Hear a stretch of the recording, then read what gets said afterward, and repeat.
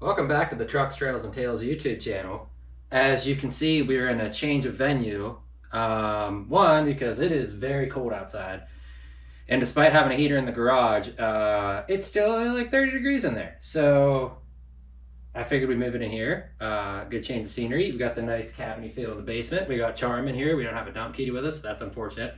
Actually, main reason I'm in here is because we're going to start mounting and balancing tires. Mostly because, it's time to do that because I got all the parts to do it. And also because it's warmer in here. It's 60, a little above 60, 65-ish degrees in here. So, yeah, that makes it ideal for making this rubber a bit more supple and makes things a little bit easier to go together. So I'm going to stop flapping. Well, I'm going to flap a little more. These are tube-type tires. For people that don't know what they are, your modern tires just have a valve stem that fits in this little hole right here. And then these just get mounted over the wheel, and then you fill the valve stem, the bead seats on these, and then you're ready to go. Well, tube-type tires actually require an inner tube that goes actually in the inner circumference of the wheel, and then the outer circumference of the wheel, inner circumference of the tire, and that is what holds your air. Now, generally, they're a pain to install. I've done a few on bikes before. This is actually my first time doing them on vehicles. And to show you that I am kind of a fraud, but I had to do this once on my own before I filmed it to make sure I could still do it. And as you can see, it's still holding air for now. It's kind of a pain in the rear because these are 6x16 tires. And that means I think the wheels are 4 inches in width or something like that, 4.5 inches in width. So it's kind of hard to stuff that tube in there. But yeah, it's possible to get done. I don't know if this is right. I have air in it. I'm hoping it holds air. But we got 4 more to do. So I'm going to demonstrate how to do one to you guys. So if you ever feel like doing this, you can learn it yourself. So to show you how easy it is, I'm actually going to take my phone out of my pocket. I am in my PJs. I have not showered. As you can see, my hair is a mess. And yeah, I don't really care because I don't care how I look on camera. But we're going to do this to show you that you can do it in your basement in your PJs without a lot of special equipment. And, as long as you take your time and be diligent and have the right tools, it's possible. So what do you need? Well, first off, you need your wheel. I painted these. I think I showed that in a video previously. You need your tire, obviously. These are 16-inch wheels, 4.5-inch width. This is a 6.0/16, which is recommended for this car. You can get the specs for your specific vehicle. Generally, trucks are like 7.0 by 15 or 7.5 by 16 or whatever. Doesn't matter. You'll know what vehicle you're doing. And then you need a tube, and obviously the tube has to match the size of your tire. This one is a 6.0/16 or 6.5/16, so it could fit either one. I think it's just from like Korea, Airlock. I don't know how they work. They were cheap. We'll see if they work or they don't. So you need those 3 main components for this.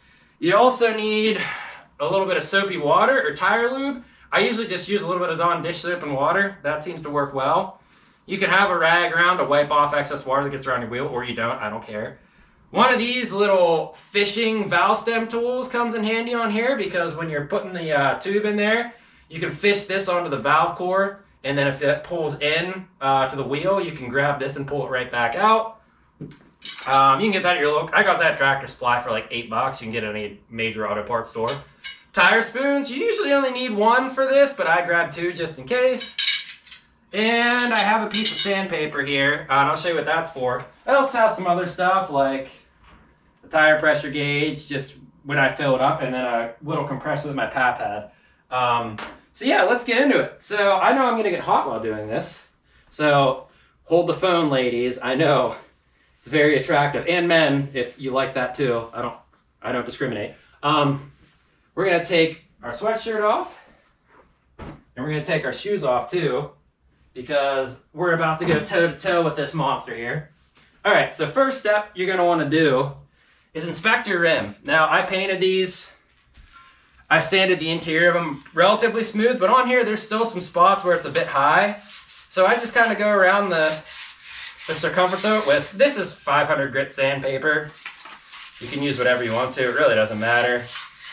And I just kind of go through and knock down any high spots I see. If anything got stuck in the paint or anything like that, it really helps to clean up that bead area, make things want to seat real nice.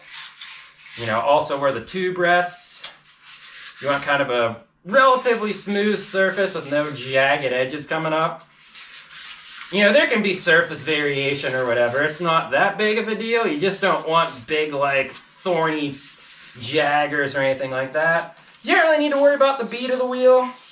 I'll do a quick pass down that just in case, because that's where the bead of the tire sits, obviously. But, you know, if you're dressed up to dance and you're going to do this anyway, you might as well take the extra steps to do it right, because you're really going to kick yourself. And I might end up kicking myself on this. If you get a wheel and tire on and then you have to go all the way back in and, you know, remount it, which would suck. So I got drips on this. You know, this paint job isn't perfect. Really, I don't care about the paint job of this wheel. You may care more about your wheels than I do, which is fine. They make things like rim strips that go over the strips or the sides of the rim, like the bead, so that you don't scratch up your rim. They work all right. I just always own junk, so I really don't care. All right, so next up is your tire here. You're going to want to grab your tire. These are non-directional tires, so it really doesn't matter which side I put the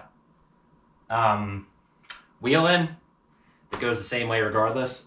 These are military tires. You might be saying, Seth, why are you putting military tires on a sedan? And I believe I answered this before. It's because I'm cheap. These were like $70 a tire. Uh-oh, Charm might be making an appearance. Well, hello, girls. What are we doing? Are you coming to help? You want to be on camera? Oh, all right. Well, see you later. So, yeah, if you have tires that are directional, though, make sure you're installing your wheel correctly. For your spare, it's not going to really matter. You're going to want two go in one direction, two go the other direction, obviously passenger and driver side. So just kind of inspect this. Make sure you don't get any, you know, stink bugs or bees nests or wasp nests or mouse nests in there. And then what you're going to want to do is just come in here and spray it down a little bit. Now, you don't need to go overboard with your soapy water mixture, just enough to get it on there. I like to come in here with my hand and rub it around. Get some on like the inner bead there. Just enough. Maybe a little more than that. Just try not to fill the inside of your tire with it, because that can get in there and create moisture. Now, they make other tire lubricants that you can buy at like your major auto parts stores and stuff for, you can buy a gallon for like 15 bucks, I think it is now. I've just always used soapy water on regular tires, motorcycle tires. It doesn't really matter. It does the same thing. So for these rims, you might not be able to see, but it doesn't really matter. On these, you can see that the deepest part is right in the middle there. Sometimes this is offset to like the driver's side or passenger side. If that's the case, you want to start using the side that like the deepness is offset to, because that makes it easier to get your wheel into there. So for instance, if this was shifted over this way, this would be the side that I'd try to throw in first. I'll see the other side, that would be the side I'd try to throw in first. These ones really doesn't matter. So what you're going to want to do is take your tire, lean it up against you, and then take this piece and just kind of shove it down in there. By this piece, I mean your wheel. You can watch me struggle. And just try to start working it in there. Mine's not going so well. There we go. I got a little bit of it in there. As you can see, part of the bottom of the wheel has now made its way into the tire. Generally, you can make this all happen with just hand strength. I'm not that good because I don't do this too often. I'm sure there's people out there who are going to mock me and say, you're doing it wrong. I don't do this very often. So now that one side is down in there, you got your tire spoon. As you can see, this has two sides. It's got a flat side and a curved side. For the most of this, you're going to use this curved side and use it down like this to sort of, you know, work your way around here. Whew, I'm already tired. So find a nice little area that you can start on. Sort of lean on this so you got pressure. And just work your way around.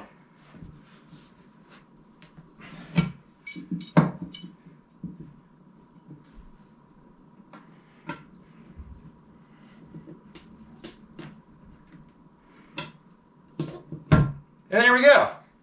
Generally, that's the easy part. You can see now half the tire is on the rim. And yeah, that's the easy part. Now comes the hard part. Now, the regular tire, this would be easy because you just have to put a valve stem in, mount it, and call it a day. But this ain't a regular tire. This is a tube type tire. So, let me move this back to the middle here. You have, well, I don't know if I'm going to be able to show this properly on camera. But you have a hole in your rim. Your valve stem hole, which is that guy right there. You can see it from the outside, right there. You're going to want to take your tube out of its wrapper.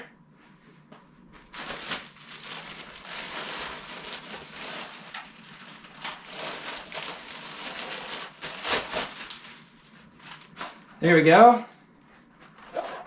You're going to open this up, and what you're going to see is that one side has the valve stem biased towards it, I guess offset.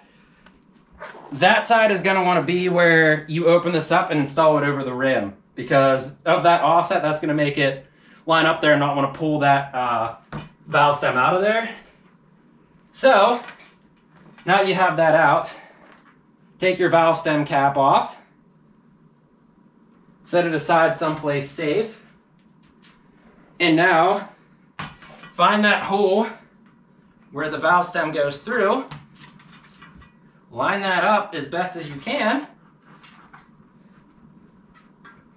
And gently guide it into there. At this stage too, you can just go ahead and fit your whole tube over the wheel. Just being careful not to pinch anything or rip anything. Generally these tubes are pretty tough. You're still going to want to have some decorum when handling them, because if you're not careful they can pop or they can pinch and then you have holes in them and it's not good.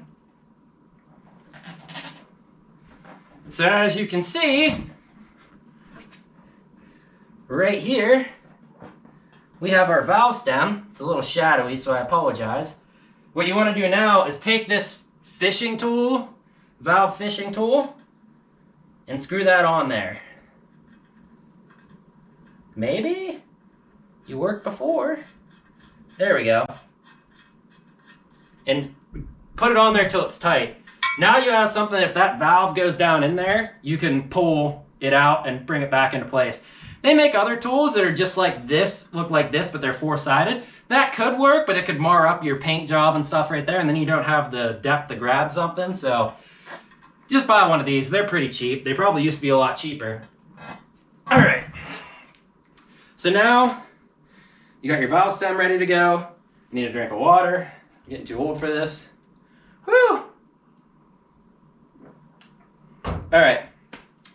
So now you're ready to start inserting the tube into the tire. And if these were bigger, wider tires, this might actually be easier, but they're not. So this is kind of a pain in the rear. So I basically start where the valve stem is, and you push your wheel down, or push your wheel up and kind of push the tube or the tire down. And you just want to take the ends of the tube and just start stuffing it in there. Try not to roll it, per se. Try to like tuck it under and then make sure it comes out as straight as it can. It's going to be easy when you first start doing it, but as soon as you start moving all the way around the wheel, it's going to get harder because there's more area taken up by the tube in there. So maybe Sam might have to speed this up a little bit. Sorry, Sam, because it takes a little bit of time.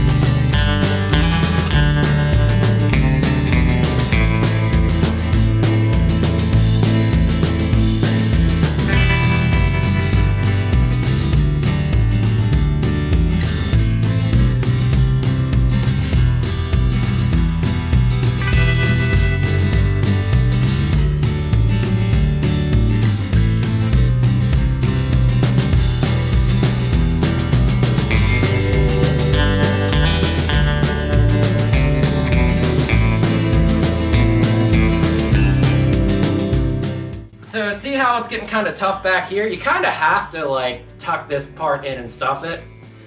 I know it stinks, you really don't want to do it. I don't either, but it's what has to happen. Just try to be gentle.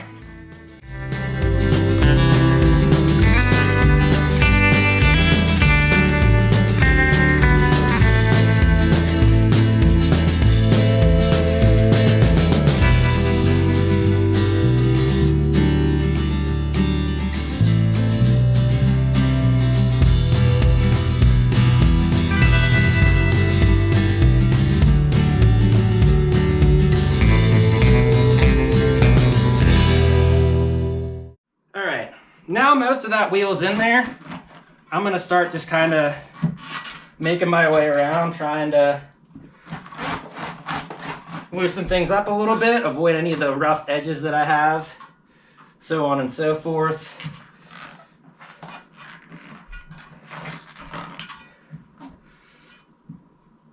All right, I think that's mostly okay.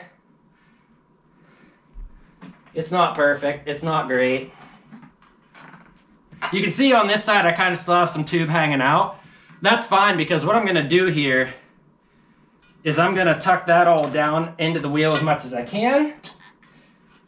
And then I'm actually going to start on the side of the valve stem, which is where there isn't any, well, I can kind of show you here. See how clear this is over here? A lot of the tube already went up into the tire. I don't know if you can see that or not. Over here it really didn't. I'm going to start at the end that I started putting the tube in, because it's a lot. Well, that's the wrong end. I started over at the valve stem, so that side is going to be a lot easier to push down because there's not any, the tube's all up in the tire basically, so you're gonna have less of a chance of pinching that tube. Is the chance zero? Probably not, but there's less of a chance.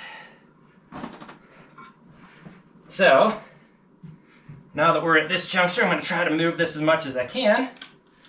Then we're going to spray this bead down again.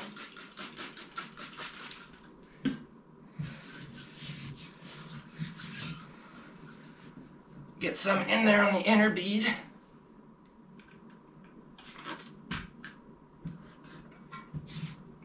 Like I said, don't go overboard with this, but also don't be afraid to give yourself a good amount. So now what I'm going to do is I'm going to start over here and try to press this down. What I'm doing is I'm trying to get the first part of the bead started and get like half of it taken care of so that I don't have to worry about using spoons for half of it. So as you can see, I'm just looking for the area that's gonna go down, and then I just start working around. And mind you, these tires are meant to have this be done to them, so don't be afraid to get in there and really push down on them. All right, so now you're gonna wanna hold your position there.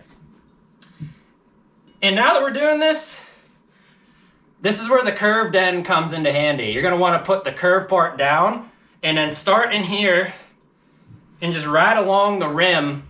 That'll lessen your risk of damaging it. And just take small bites out here. I don't think this camera angle is real good, but you can see I'm starting from the very end, going around. I'm feeling if there's a tube there. If there's not, I'm just gonna come in and slowly start setting the bead over there. I know there's not a whole lot over here, so we're gonna keep going over here.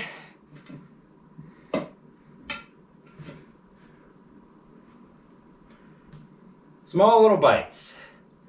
Over here, I don't feel a whole lot of the tube, so I'll start with one little bite over here.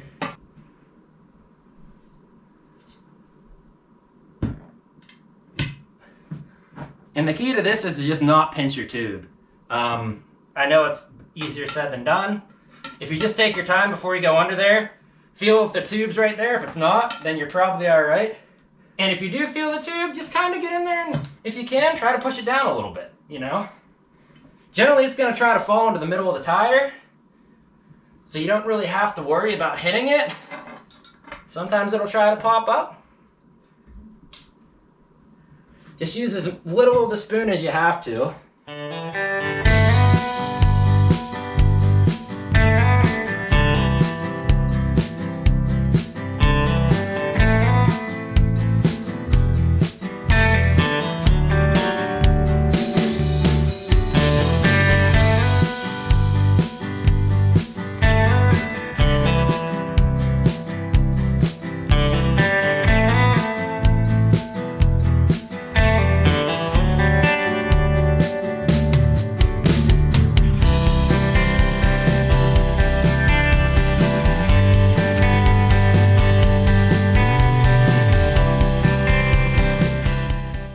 a certain point, you're gonna start getting to the end where it's a little tough.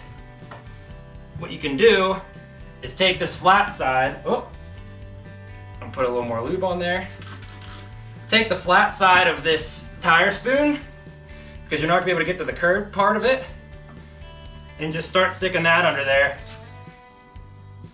Use as little as you need.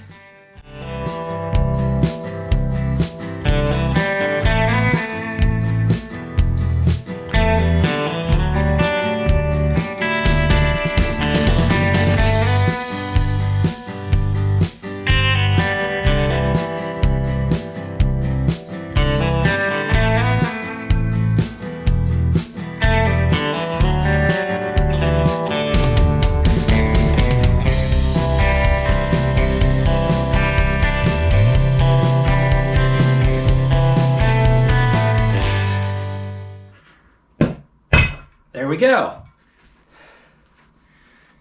That one went on a lot harder than the last one. That's okay.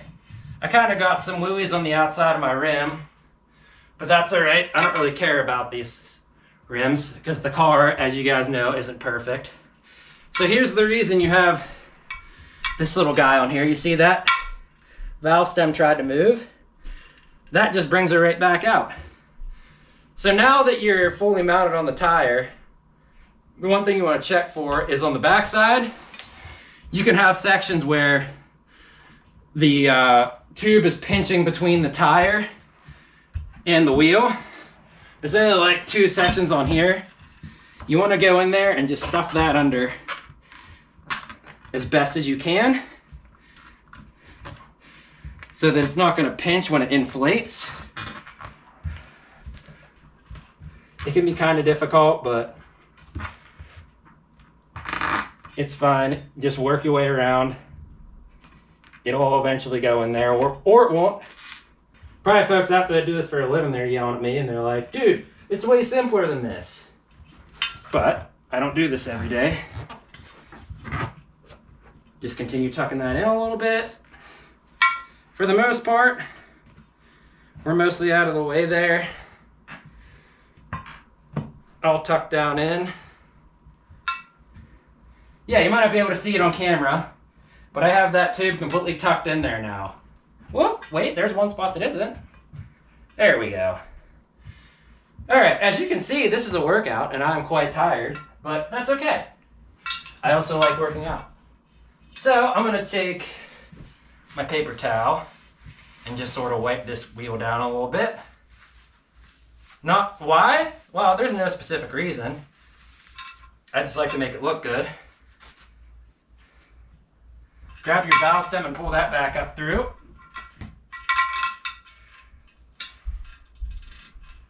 All right, so now that you have that ready to go, your tube's all out of the way.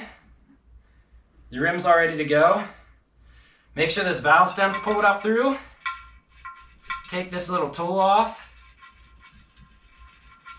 It helps to have like either a pair of needle nose. I have a set of dikes up there, or one of these air fitting things that kind of attaches onto there.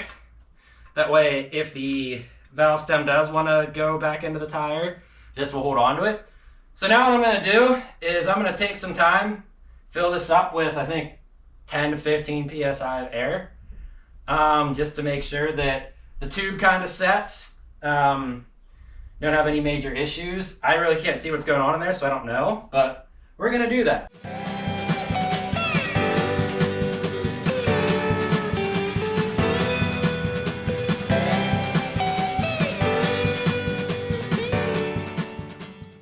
All right, as you can see, maybe if this focuses, that's about 15 psi. It's about perfect where I want this to be.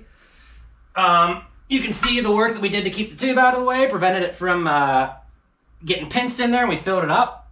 And there we go. That's a nice mounted and balanced tire. Now, because these don't have like an offset indent in the wheel, I suppose you could mount them from the back side so you didn't damage the paint that you just did on the front of them. Honestly, I really don't care because it's just paint and it's an old car. If you're doing like, well, honestly, if you're someone that is doing concourse restoration, you're not doing this on your own.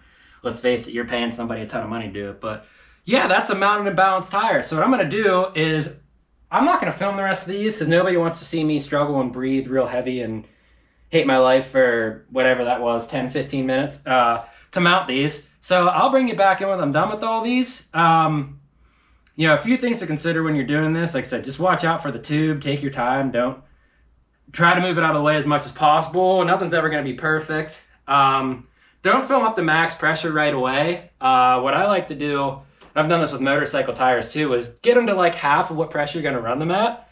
Let them sit for a little bit to make sure you don't have any leaks or anything. And then take all the pressure out. Like just pull the Schrader valve out, pull all the pressure out. Well, in my opinion, what that does is that takes any creases or kinks out of the tube. And then bring it up to full pressure and then run them. People have used talcum powder in these to, like in the tires, they'll take like talcum powder or baby powder, which is probably the same thing, inside the wheels. So there's, you know, the tube doesn't stick to the tire. I've never really experienced that. I've tried talcum powder and I've tried it without because I've run out of it. Never noticed the difference. But yeah, at the end of the day, just take your time, be smart. You know, don't get in a hurry or get frustrated because that's where you're going to have issues. So yeah, I'll get these all finished up and we'll bring you back when they're all done. All right, well, to spare you the trouble of watching me mount the remaining 3 of them, there they are, all done, ready to go, all done by me. That's right. As I mentioned before, I did this in socks and PJ pants in my basement. So yeah, you can do this too if you really want to. Like I said, few things just to look for is be careful where the tube is, try not to pinch it, just take your time, you know. Don't try to be a hero because it can be a pain in the rear if you pinch a tube once you already have something on and then you have to de-bead the tire and put it back on. I have these all at 15 psi. I'm gonna let them sit in here overnight and just see if they get on psi to see if I pinch the tube or not. Then tomorrow I'm gonna come here and try to probably take some air out of them, most if not all of it. And I have these counteract glass tire balancing beads. I tried to put them in the tubes whenever it wasn't inflated and they really don't want to go in. I've had that trouble before with motorcycle tires and stuff. So we'll probably try to do that tomorrow on one of these, and if it doesn't work, then we'll just say screw it and run them without beads in them. Just run them without weights, and if they vibrate enough, we'll go to a tire shop and have them balance them for us. It's not that big of a deal. I don't think this thing goes fast enough to really even need a high-speed balance anyway, so we'll find out. But either way, I'm gonna get this area cleaned up and we'll bring you back in tomorrow whenever we're doing that with the balancing beads and taking air and stuff out. So we'll see you then. Also, before we go, Charm did a lot of work today. She's tired. She has to, you know, rest and recover. How about it, girls? Yeah, the life of a dog, right? So it's the next day now. Charm is taking my seat on the couch. We're still in the second shop here.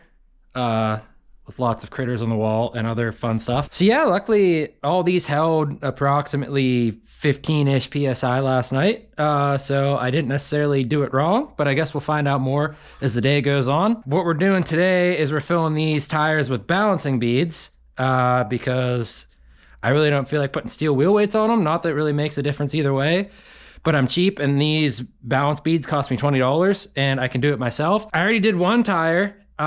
Just so I made sure I wasn't, you know, feeding you guys a bunch of lies on how to do this.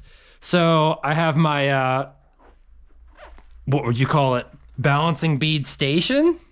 Yeah, we'll call it that, set up right over here. So here's the tire. I literally just moved these in a separate pile so I could delineate them from the ones that I put beads in. This one doesn't have any beads in it. It's still at 15-ish PSI. So what we're gonna do, first and foremost, the good thing about leaving this overnight, obviously, you know, it shows that the tube didn't leak and I installed it relatively correctly, but also it's gonna help form that tube a little bit so that it's not flat like it was, which makes it easier to fit these beads in. So first thing we're gonna do is remove this valve stem cap and then actually remove the valve core. They make tools, and this came from this company that I bought these beads from. You can also get these at like AutoZone or any major auto parts store. You just stick it in there, find where it turns, and pull out your core. Try not to shoot it across the room.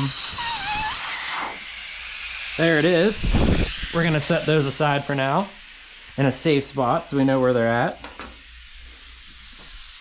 And then you're just gonna let the tire get all the air out of it. You can hear the tube sort of compressing there. Now, I am not sponsored by this company. We are not sponsored by this company. I don't think they'd want to sponsor derelict like myself. But I found these on Amazon. They're from a company called Counteract. I bought 4 bags that had 5 ounces in each one. I have 5 tires. Reason I did that is because when I plugged in this size of tire on their website, it said it required 4 ounces per tire. So obviously I just split them into my own 4-ounce bags. That way I can, do it properly. They actually included like a couple extra ounces. So if you have a scale, measure them out. Maybe my scale is just wrong. I don't know. But yeah, so they give you this little tube with this little piece of hose on it. You come in here, this thing's closed off. You just cut a little bit off of there so you can slide this hose over. Then what you do is you fill this with your beads. As you can see, I've already spilt some. Sam's gonna be mad at me. Sorry, Sam. She can't hear me. But I'll come clean them up later. And then you just come in here, and hopefully you can see this, but you just dump your beads into this little bottle. I believe they call this the bottle injection method. You can either do one of 3 things. If you have radials, you can throw these in just your tube. Or no, sorry, if you have radials, you can just break the bead on your tire and just throw it in the tire and then re-bead your tire. I guess it either just stays in the tube or the tube breaks. Or, no, sorry, I guess it just stays in your rim or the bag breaks and then the beads just go everywhere. I'm really not 100% sure. I've never done it that way. But the way I've always done it is putting them in tubes. Mostly on motorcycles. So obviously this tube is partially inflated-ish now. Well, it has all the air out of it, but it's holding shape. So now that these are in here, this is actually a fairly simple process. So beads are in there. This hose is on there. There's a hole in there. And then you just come in. Actually, what I want to do first, valve stem from the tube is actually pretty tightly in there now, but I'm just going to come in with a piece of, or a set of vice grips just to make sure that those that valve stem doesn't pull back through. I can't speak this morning, I'm sorry. So what these do, you just kind of put this little tube over here, and you'll notice if you just kind of dump them in there like that, they'll start to build up.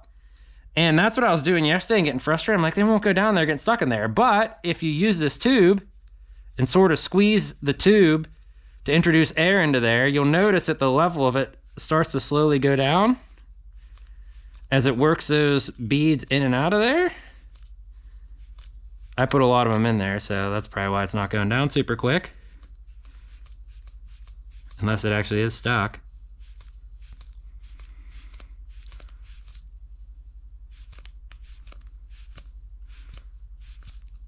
I think I actually might be injecting more in there. Yeah, so there you can see, it starts to go down and it starts to inject the beads into there. This kind of takes a long time considering these wheels take 4 ounces each. You can see I barely made a dent in the bottle. But hey, it's a cold, blustery day. We don't have anything else to do.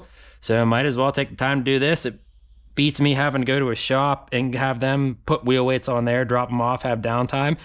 These things work really nice because they just dynamically balance. Like when you have weights on it, say you took this tire there, got weights on it, got it balanced, and then it wore after like 5,000 miles. Those weights may not be accurate with the balance of the tire, so you'll get vibration in tires. I've had plenty of tires like that, like especially mud terrain tires get really bad for that, especially if they start cupping and stuff. But this just picks up the low spot, and in this case the tube, if it was in radials and just the tire, wherever it's turning, and basically dynamically balances it. So no matter how much your tire wears, it's always going to remain in balance. And I have verified that these work. I mean, I've used them on motorcycle tires, big knobby motorcycle tires, and there were no vibrations on them. Will this thing get to a high enough speed that it matters? I don't know. I mean, generally they say 45, 50 miles an hour is, where you start experiencing those vibrations. I actually have no idea how fast this car is going to go. So we'll find out. Now, if you don't have valve stems that are straight like this, they recommend using a vibrating tool like a wood engraver or like a Dremel. And if you put it up on the side of this tube or next to the valve stem, it'll you know, work any stuck beads out in there, but I found this works really well. So in order to spare you the expense of watching me pump a bottle with my hand for, I don't know, 10 minutes or so, I'm gonna cut the camera off here and we'll bring you back in once all the beads are in there. All right, well, we're back and my foot's asleep because I was sitting here for a good bit, you know, crisscrossed applesauce, but as you can see, we got all the beads out of there, or most of them that are gonna matter. Like I said, just take your time, continue to work that back and forth till you get all of them in. So with bigger quantities like this, I think they make a tool that you can like actually air inject it in, which I think when I was talking about it earlier, I didn't mention that. I think you hook it to an air compressor or something. We don't have that. We don't really care. We'll do it manually. But you know, it takes a good bit of time to get them all in there, but once you do, it's pretty satisfying. So now that they're all in there, obviously make sure there's no obstructions in there, which there's not. Take your valve core, go ahead and tighten that back in there. Make sure it's nice and snug. Just like so.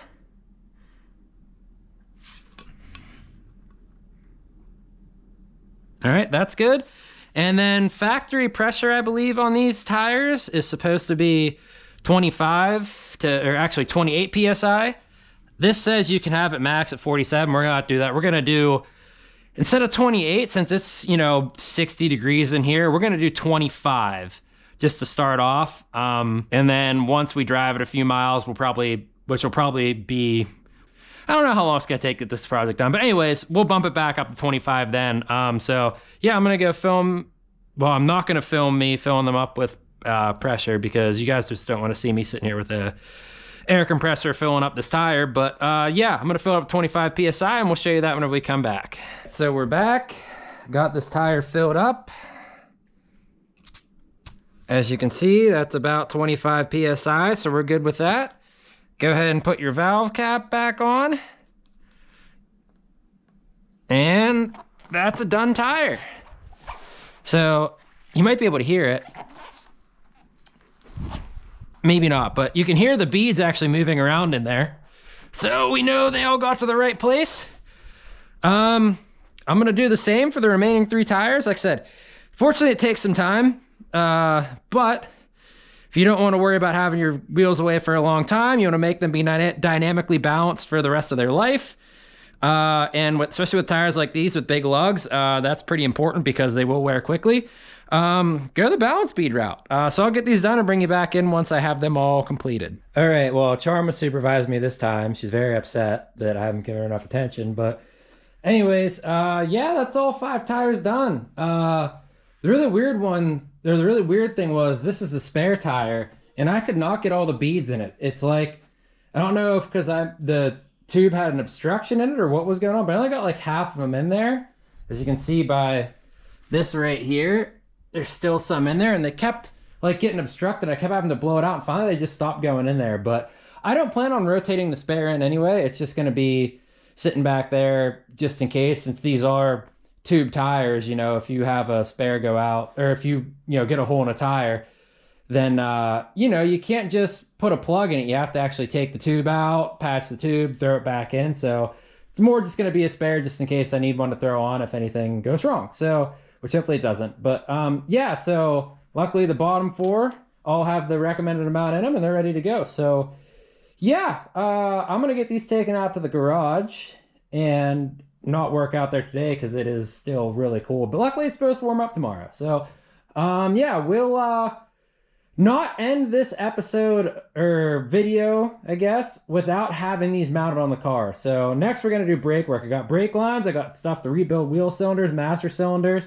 we'll repack bearings, all that stuff, get that stuff all thrown on, and then get these thrown on and even clean up the hubcaps to make it look pretty. So stay tuned for that. Well, we're back out here on a luxurious Monday evening, I guess. Yeah, it's Monday. Yeah, it's definitely Monday.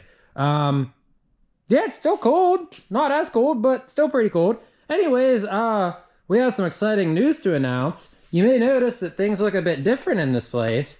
And yeah, our shop supervisor moved on and took another job. So she is no longer employed here. No, just kidding. She's still around.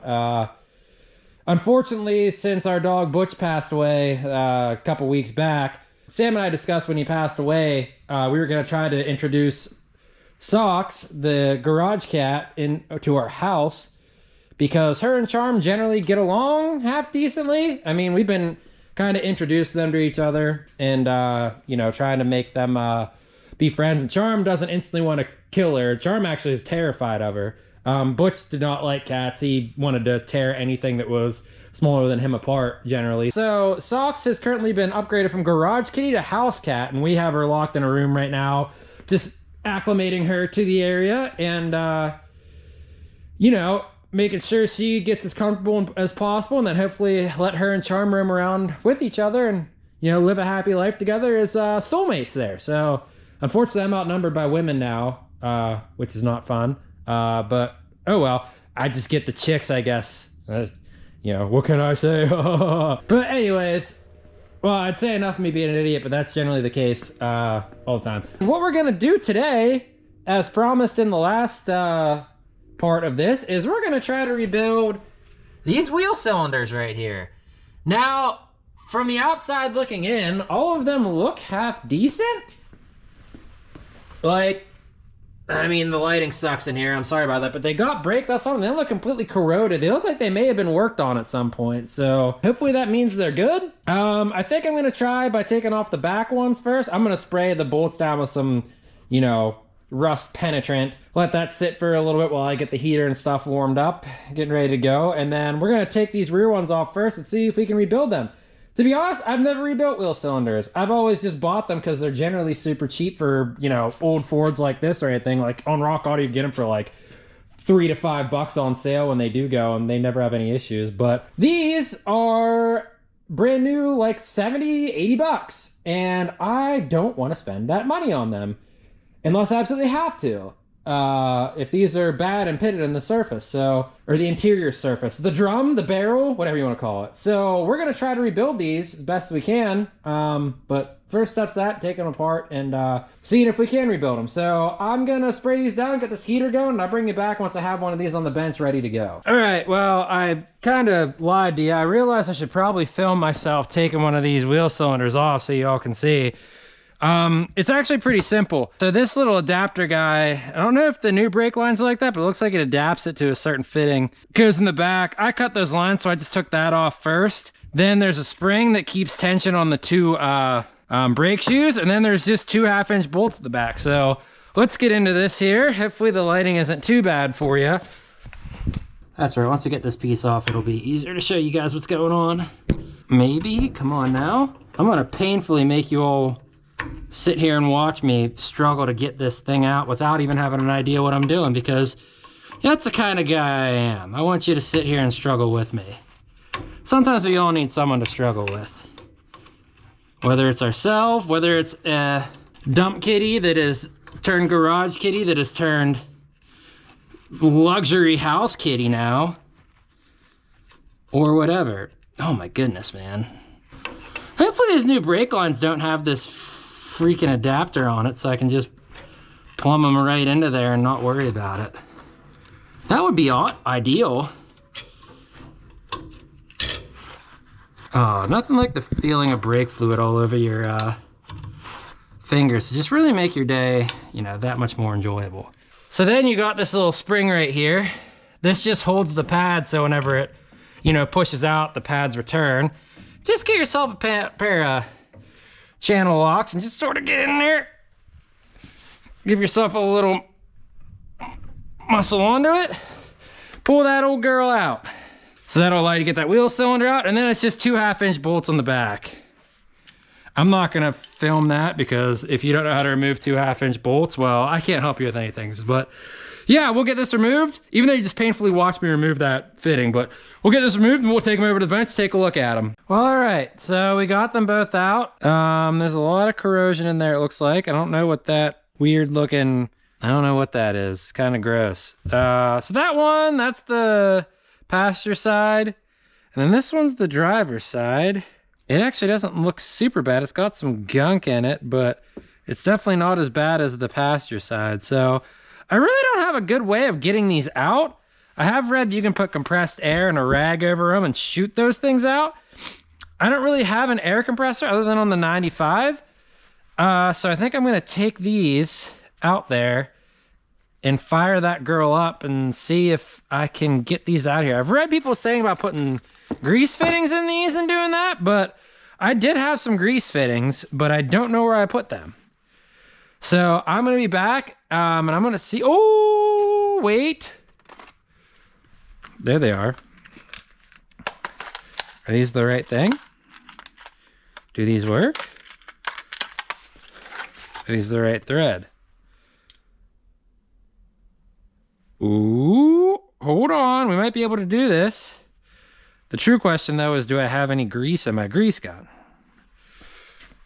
All right, hold on. We may have this made.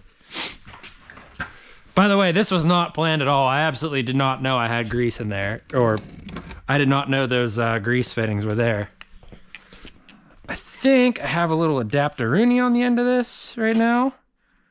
I do. That can come off, and I'll just get grease everywhere. I'm gonna wrap this in a rag so that if these do come shooting out, they don't shoot out all over me. Good thing is if we get one out, we can get a hammer in from the other side on the other one.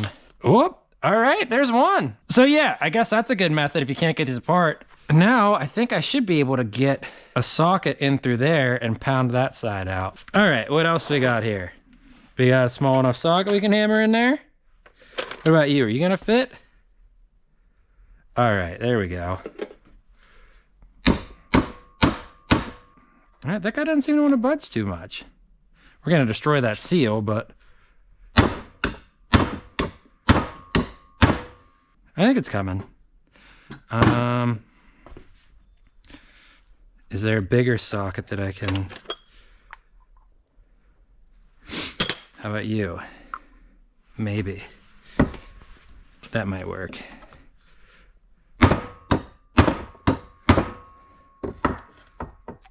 Whoop.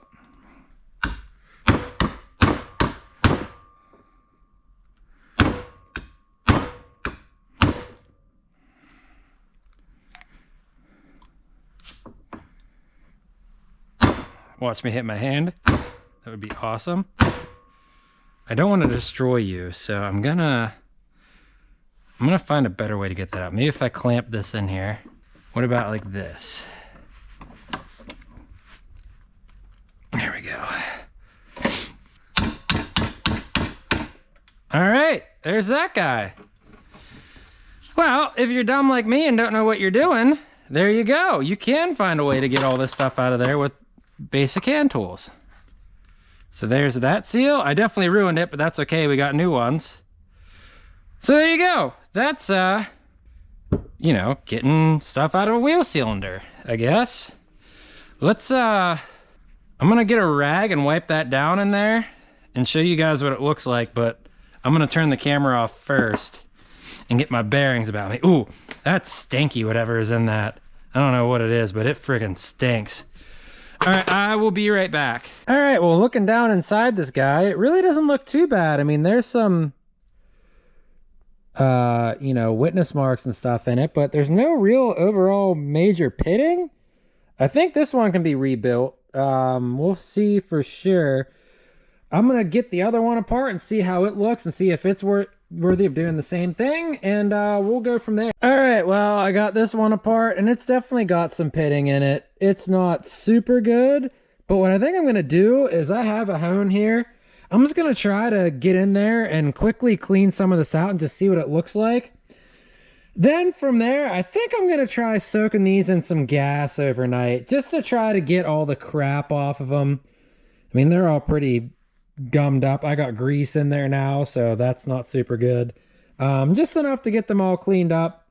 I may take the fronts off too and do the same thing just because I'm here and I have everything lined up. Might as well do it. So here's my best guess as to how you do this, because I've honestly never done this. But here I got a brake cone attached to an electric drill. You can adjust the tension of this with this little screw up and down here. We're gonna dip this into some brake fluid, get those nice and you know, lubed up. We're gonna put a little brake fluid in there. And then we're just gonna Stick these in there, and then go up and down and up and down, and just try to clean that bore out as much as we can. Not stopping while we're in there. I actually need another rag, which I probably have one down here. Yeah, there's a sock, an old sock. But it's starting to clean that bore up a little bit. I can still feel a little bit of gappage on there, whatever. I don't know where I put my light, dang it. There it is. I left it on the floor with tools that I probably should have cleaned up by now. But yeah, you can see it didn't take a whole lot off of there. So we're gonna adjust the tension on that and continue working that through. Just do it like that for a little bit until it starts to clean that up. And then wipe it clean and then repeat on the other side and just keep doing that until it gets pretty clean. So I'm gonna get to working on that and bring you back in whenever I'm done with both. All right, so there, now you might be able to see the difference between one I honed and one I didn't hone. So this one I honed, as you can see, there's still, oh, well, let's get the light in there. You can see there's still a little pitting, but it's nothing too crazy. I wouldn't worry about that. I'd run it. It seems to have a good crosshatch, and there's one I haven't touched. You can see it's got a lot of stuff in there, a lot of corrosion, a lot of other stuff. So yeah, it works. These stones do a pretty good job. So I'll set this guy aside. I don't remember which side this was. Yeah, that was the driver's side, and then this is the passenger side. So I'll get that cleaned up as well. And yeah, we'll bring you back once those are done. All right, well, I ended up coming back here. Took the fronts off. I was gonna show it, but truth be told, there's really nothing different than the rear. It's basically just the same thing. I have these things, and you can see, maybe you can't see in there, there's a ton of gunk in there. This has got more sludge and stuff everywhere. It's actually relatively clean though. If these look as good as the rears do, things are gonna be golden. We'll be able to reuse all of these. So I'm just gonna tear these both apart using the same method. You can see this has a brake hose, and there's just a ton of gunk and stuff all packed in on these guys. So I'm gonna get these all torn apart, just like the rear ones, which both are soaking in gas. There's one over there, there's one over there. I'm letting them soak in gas to sort of clean up overnight. I'm gonna take these guys apart. I'm not gonna show that because I just kind of showed it on everything else, but I'm gonna take these guys apart and hone them. So that way they're ready to go either tomorrow night. I think I might have time. I think I have a hockey game tomorrow night, but I may be able to take these out and clean them up and get them thrown back together with a rebuild kit. And then that way I can immediately throw these guys in gasoline and let them soak as well. That way I don't have to waste gasoline as a solvent, and I can get these rebuilt too. And that gets us to another journey closer to getting the brakes back together and the wheels together and all that fun stuff. So yeah, I'll bring you back in once I have these done, and we'll see how they end up looking. Well, I got these other front cylinders honed. There's definitely a bit more pitting in these guys. This one's not as bad. You can see there's pitting in there. This guy has some pretty deep pits. You can see right in there and right up there. I don't know if that's enough for the seal to be able to compensate. I mean, looking at these seals, they're pretty bountiful. Like I said, we'll throw new seals in there and see what happens. I'm not 100% confident in it. However, I plan on keeping a close eye on these guys, because yeah, you just never know. They could seal up just fine, or they could be a complete disaster. Luckily, we have an emergency brake, and also I'll be able to see if these start weeping, because I'm definitely going to keep an eye on them. And probably have to adjust brakes a couple times before I, you know, really get them dialed in. So it's not that big of a deal. If we have to throw new wheel cylinders in, it'll take, you know, an hour or whatever for both wheels. So I think it's worth trying, because these things aren't cheap. And yeah, may as well try to work with what you got. This casting's probably better than any of the junk you're going to buy brand new or repopped anyway. So yeah, we'll wait till tomorrow or Wednesday or whenever it'll be. See if these guys or have these rear brakes and other stuff soak up. get cleaned in solvent, aka gasoline, and then we'll throw these guys in too and see what happens. And you know, hopefully we can make sweet magic in the end with these guys. Well, it's the next night and we're back out here. I've had this well, I guess it'd be the rear brakes soaking in gas for about a day here.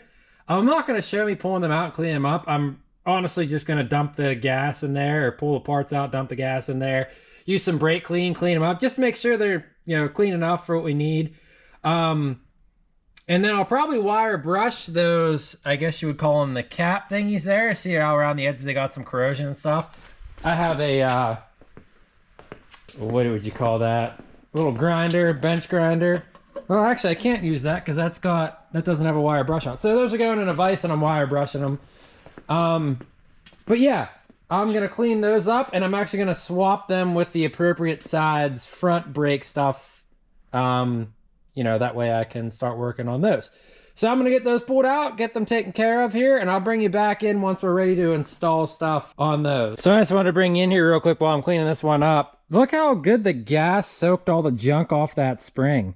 I mean, it's like brand new. It made this guy look pretty decent. I mean, there's still dirt on the outside, but I'm really not super concerned about that. And then I cleaned this guy up with a wire brush. As you can see, it had a lot of stuff on it. Kind of looked like the inside there, so it's a little more. It's got some pits on it, nothing crazy. Then this guy is, you know, the one that I didn't clean up yet. But just so you get a little comparison, I'll show you me. I'm just using this little whirly-do wire brush on a drill and just putting it in this vise here and clamping it down and cleaning stuff off. So take a keen eye at that. Take a look. I'm not worried about the stuff inside, to be honest with you. That's not a big deal. I might just scrape it out of there with a pick or something. Well, I may have cut you off short a little on that last one, but there you go. There's what this guy looks like. You can see there's some scratches. Well, maybe you can't because it doesn't want to focus, but it cleaned up pretty nice. There's some witness marks on there from me hitting it with a socket. I may knock that down with some sandpaper just so it's smooth, but yeah, it turned out pretty good. I'm gonna go sand that down real quick and then I'll bring you guys back in and let's try to slam this pig together. All right, well, hopefully you guys can see this. We're gonna take a stab at throwing this wheel cylinder together. Whew, can't speak. Looks like that area is relatively clean right there and where that little groove is. I'm actually gonna clean that out a little bit here with just a little screwdriver, just so something grips to that pretty well. That little channel there. All right, so my understanding when you're doing this, and mind you, I've never done this, so if you think I'm an expert, you're way wrong. So this is a little, I'm guessing this is the bleeder for this guy. We're just gonna throw it in there. I have a new lock washer on there because it looks like these came with lock washers. I don't think it's the right size, but I also really don't care. I think it's a 7/16. Oh, that bleeder actually might come out of there. I was just gonna bleed it from that, but we'll see. Well, that actually might be a bleeder screwed in there. Who knows, can't really tell. So that's in there. This port, I'm just gonna block off with a grease fitting for now, just so no crap gets in there. I think that might be a 7/16 as well. Yep, we'll just run that down through all the threads so everything's fine. Perfect. I'm actually gonna hit this with one more shot of brake clean. Just to make sure everything's good. It's looking pretty decent. All right. So now what I think happens is based off how these seals look, you come in here. Well, first, I think this is the big side. Yeah, this is the big side. So I believe this seal is supposed to go in there somewhat like that. But first you gotta lubricate these guys. Hopefully you can see that. And then this is the 1/6. This might not actually be the right one. It's not! Haha, I messed up. Hold please. I already had the actual right kit out, I think. Let's see. Let's see if I made a mistake. Where would I have put that? You're getting real-time live action here on the Trucks, Trails, and Tales YouTube channel. Yeah, because that's definitely not the right size for that. So, yeah, I don't think that's the right kit. I verified this yesterday. That's it, 161. You know what's crazy is I even looked this up before I did this too to make sure I was right, and as you can tell, I wasn't. All right, here we go. This is the right kit. So you need a small one and a decent sized one. So now you can see that fits that a lot better. And it also fits this guy a lot better. Sweet. All right, back in action. So we're gonna lube this seal up a little bit. And then I believe this goes in like that.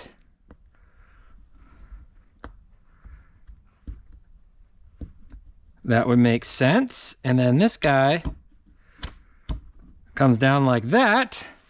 And then you go in there like this way. And we'll lube this seal up a little bit. Just with some brake fluid. Get it all feeling nice and lovely about itself. The way I can get that guy to stay a little more straight. Hopefully you guys can see this. I can't tell if you can or not.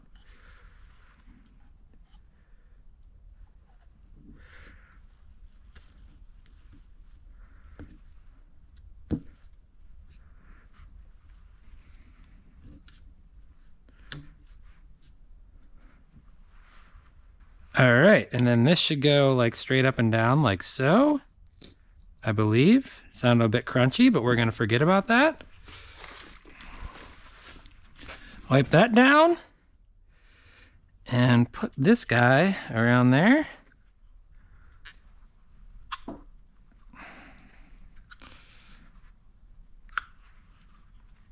Turn it a little bit. And there you go. Easy peasy, as Brooks says in Shawshank Redemption, Japanesey. Perfect. So there's one rebuilt wheel cylinder. Is it gonna work? Who knows? These things are kind of pitted and whatnot, but we'll try our luck at them, and if they don't, well then we'll, you know, just buy new ones. But sometimes it's worth it to try to rebuild your stuff, because you never know what you're gonna find out when you do.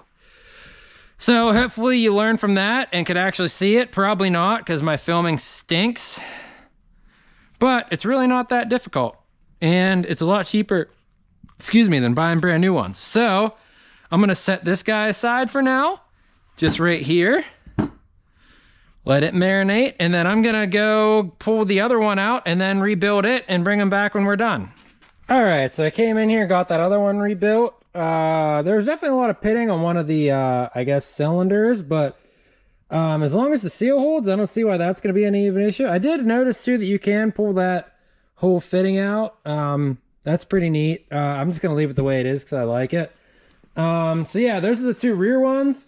We have the front, both front brake wheel cylinders soaking in gas right now, along with the front inner wheel bearings, because they need cleaned out and they actually need put on before I can put the drums on. So I think in a previous episode I said, well, not previous episode, and I think it was when I was mounting the wheels, that we were going to try to get the complete brake system rebuilt. That's probably not going to happen. I only have one more day this week, honestly, to be able to do anything because of other commitments. Tonight I have a hockey game, so probably not going to get anything else done on this, especially with those soaking. I want them to soak at least every day. But tomorrow we're going to come in here, we're going to rebuild those front wheel cylinders, we're going to clean off those bearings, we're going to just throw everything back together on this old hog, so that way we can put wheels and tires on it and throw hubcaps on it and just see what it looks like, because that'll be motivation enough for me to feel really good about this, to keep going on the project, as I'm sure other people want to see it too, just to see how that antique white pops on this thing. Other than that, you know, we'll have to do some little tertiary work. I'm not going to connect brake lines or anything. It's not going to be anything too crazy. That'll probably be what we do next week, is completely get the brake system rebuilt. And I have lines somewhere over there that need run to it. I also came in here, and it might be hard to see, but I cleaned off this seal surface on these drums. Hopefully it doesn't wreck that seal right away. That's on the new wheel seal that we put on there. We'll see how that works. There's kind of a groove in there. I don't know if it's intentional or what the deal is with that. So you may need to put a speedy sleeve on that. I think we'll try it first. Those things aren't super expensive, so if we wreck one, it's not a big deal. So yeah, we'll catch you tomorrow night when hopefully we can get all this stuff stabbed together and yeah, see what it looks like with wheels and tires on it. I think that'll really round off the look of this. So yeah, I guess we'll catch you tomorrow night. Well, we're back out here for another night on the 39. Things have warmed up around here, so I actually may turn the heater on just for S's and G's, just, you know. Well, let's see. What is the temp in here? Oh, it's 44 degrees-ish. Yeah. So it's toasty in here compared to normal, but we may jack it up just a little bit. Anyways, we're going to wrap this video up here tonight. I think when we last let off, the front wheel cylinders were soaking in gasoline, getting all them nice and cleaned off.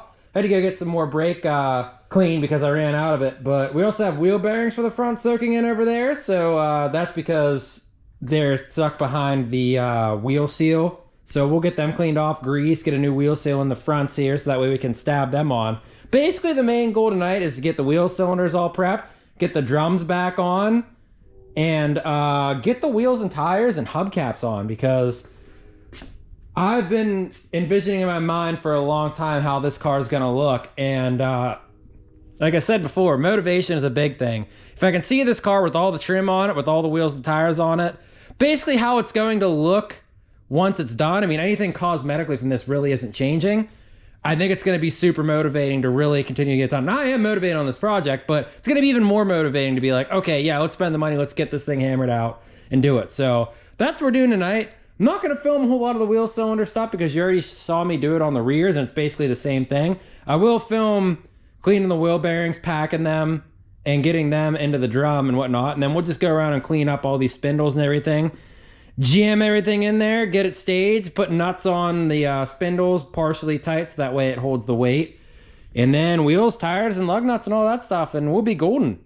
So yeah, I'm going to get into it here, and we'll bring you back once we're messing with the wheel bearings. All right, well, I got one wheel cylinder rebuilt, and one thing I forgot to mention, when I left, I guess it was left off the last time, I actually started looking at these little caps, which I have one right here.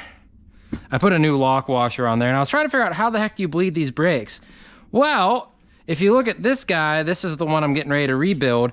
You can see there actually is threads there. I couldn't tell there were threads on there on the rear ones because of there was rust like formed around the threads there, but surprisingly they all came out. This is the last one I have to get out. It's just a 3/8. But what I meant to say was, I think what happens is this is just the cap for the end of this.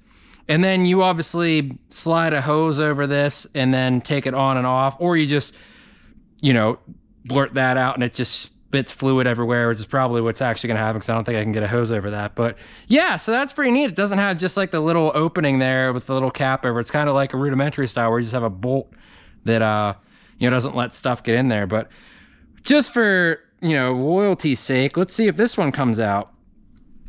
Yep, no big deal. So isn't that amazing? I like to talk smack on a lot of newer vehicles because I don't know if it's like metallurgy and the new bolts or companies just being garbage and like old metallurgy being great, but everything on these wheel cylinders came apart. The grease zerks came out, or sorry, not the grease zerks, the bleeders all came out of these. I could probably try to take the bleed screws out of the 86 right now, which are newer wheel cylinders that I bought for like $3 on Rock Auto, you know, however many years ago. And I guarantee you those things would probably snap off just from seeing one or two PA winners. So yeah, it's funny. I don't know what it is about old cars. Maybe they did it a lot more right back then with the metallurgy and actually used great metal. But new stuff just doesn't last. So yeah, it's kind of a cool thing with that bleeder there. So I'll get this one wrapped up, get them thrown together, and then we'll move on to the next portion of this gig. So I got all those wheel cylinders all nice and cleaned up, rebuilt, ready to go. Hopefully they don't leak. We'll see. We can always buy more if not. What I'm going to do now is I'm just going to install them. But some of the bolts have a little crap, like muddy grease left over on them. And then obviously these shoes have a little bit of guck on the tips where they ride into the wheel cylinder. So I'm just gonna come in here with a wire brush and just clean this mounting surface up, clean these tips off on all four of these guys, and then just reinstall these like they were. You saw me take them apart. It's just basically installing the wheel cylinder and then putting a spring between here. And that's it. That's all there is to it. So I'm gonna do that because it's not really anything interesting to look at. And I'll bring you back in once they're all done, and we'll start on them wheel bearings. And then from there, it's just getting all the stuff put back together and wheels and tires on. So we're pretty close. So I'll bring you back in once we're close there. Plus the Pens game's coming on the radio, so I kind of want to hear that a little bit because they're not too bad right now. So that'll be fun to listen to. So bring it back here shortly. Well, we're back. We got all 4 wheel cylinders on. No issues at all. I'm pretty sure they're on the right way. Yeah, they should be. Now what I'm going to do is I'm going to start at the back because that's the quickest thing to do. I'm gonna just sort of clean off this spindle here real quick with some brake clean. I actually already cleaned this off right here, but I'm gonna try to clean the inside of here with just a little brake clean and stuff, just to get it as clean as I possibly can. And then we'll slam these on. It's nothing really too crazy. It's just that, a washer and a nut. I'm not going to torque these down because I'm going to take them off soon anyway. Like I said, this is just to stage it to get wheels and tires on it to get some motivation. So yeah, I'll throw a little grease on here, clean this off, put that brake drum on there, just tighten this down basically by hand with a crescent wrench and get it on there and see what happens. I'm going to do this for this side and that side. So I'll bring you back once that's all done. And we'll start working on the front. So here's where we're at with the front. Well, I don't think if I said it or not, but the rears are all on. No issues with that. Like I said, just have the castle nuts loose. Sock stole all the cotter pins before she decided to quit her job as garage supervisor. So I got to throw new cotter pins in that, but I'm not gonna worry about it right now because I'm not moving the thing. I'm just setting it down. So for this front here, this is the bearing that's soaking in gasoline. I'll actually probably spray that off a little bit, but it's probably clean enough for what we need. But this hub here has a little junk in it. As you can see, I had to stuff a couple rags down in there. So we'll get that cleaned up a little bit. And then all I'm gonna do is just pack, I actually cleaned most of the stuff up. We're gonna pack that inner bearing filled with grease. You can search many videos online how to do that. I'm not really gonna show you how to do it. You just put some grease in your hand and push the grease into it and put a new seal in the back. Those seals are wasted, so I'm not gonna use them, but yeah, I'll clean out all the old grease out of this, pack that bearing, throw it in. I'm not gonna put grease on this hub or spindle or any other bearings or anything like that, because I really don't need to. I'm gonna take this apart again anyway, so there's no sense in doing that, but yeah, we'll get this all cleaned up. I'll get these thrown on. We'll just tighten this on, you know, by hand or whatever. Well, we use a wrench, but then we'll back it off and tighten it by hand and not put a cast on it because we don't need to worry about that now. But so yeah, clean this out, get that bearing packed, bearing, seal, slide that on, inner bearing, all the other stuff, tighten it on, get it good to go. And then the true fun, which is gonna be putting wheels and tires on. So I'll bring you back in whenever that's all ready to go. All right, well, we got new wheel seals in, got the bearings greased, the one bearing.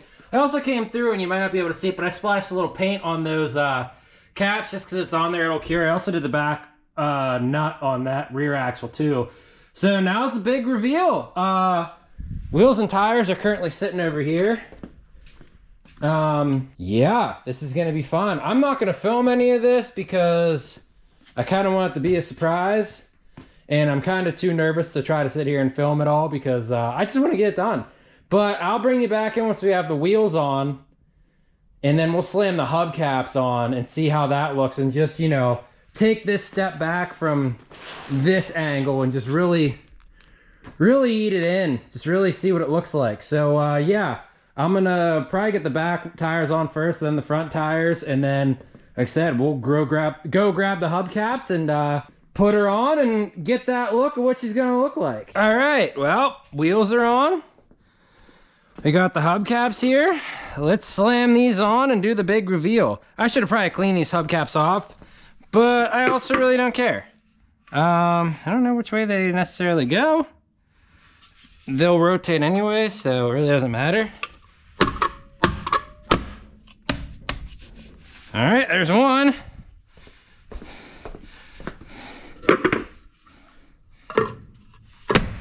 There's two. Actually, we're gonna go this way.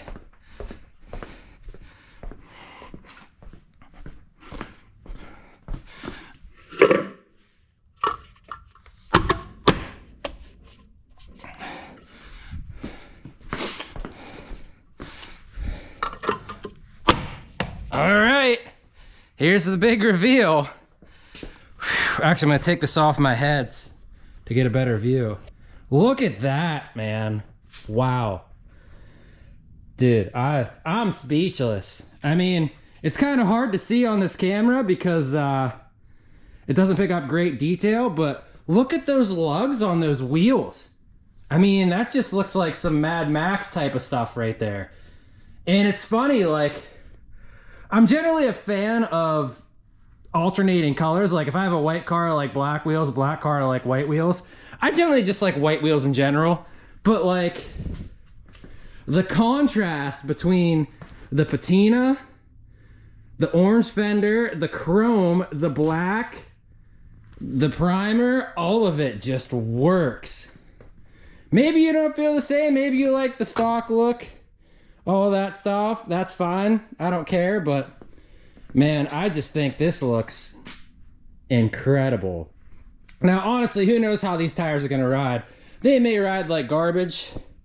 People obviously put them on older Jeeps for like correct restoration. I'm pretty sure they're not paying for D-stones. They're probably buying Cokers or whatever, non-directional tires. But like I said, I'll put actual legitimate tires on this at one point. I'll buy Cokers with tubes and everything for $1,200 or whatever, because, you know, that's what you do when you own old stuff. You spend money that you shouldn't. But for now, these will work. And who knows, if they actually run and ride pretty well and don't hydroplane or act like garbage, I'll keep them. Yeah, and what's crazy too is, like, I didn't know how this looked with the stock rims under the rear fender because it had those bottom tires there on there were wide, like radial type tube, or radial type tire, not a tube tire. But like, it really tucks in underneath there real good and just looks excellent and fills out that wheel well. Definitely a lot more than it should. So, like I said, I'm a fan of small victories. I feel like when you're tackling a big project, the small victories are ultimately what get you, you know, to where you keep it in motivation to get projects done, like, you know, doing body work and all that other stuff. And this is a big win in my opinion. I'm overly excited how this looks. So let me know your thoughts on this. Do you love it? Do you hate it? Would you want to do this to your own vehicle? Am I an idiot? Doesn't matter. It makes me happy, and that's all I care about, but feel free to let me know your thoughts. We're going to wrap this up for this video because this is a big win, and I'm overly ecstatic. Next video, I think we'll pull these off and probably rebuild the master cylinder and throw new brake lines on it. Try to get the brakes working, see if they leak, see if we need to buy master cylinders, or if we actually did a good job. And then we'll probably change the pinion seal, because now that we have tires that we can chalk, we can actually get that seal, well, obviously we get the seal out of there, but we can actually torque the pinion nut to whatever spec it needs to be by chalking the wheels and whatnot. So yeah, master cylinder, brake lines, hopefully getting brakes working, pinion seal. Maybe if we get that all done and we still have more time in the video, we'll tackle the rest of the body work, because that's another big hurdle that I'm struggling to get over. And honestly, after that, there's really not a whole lot. Fuel system, I think a windshield because it's got a bunch of like water intrusion and, you know, fogging and stuff. But no, I'm rambling. I'm just excited. I can't wait to see this project on the road. I can't wait for anybody that potentially follows us to see it on the road, see it for that first drive. But thank you for watching. Hopefully you like this as much as I do. And we'll catch you on the next one.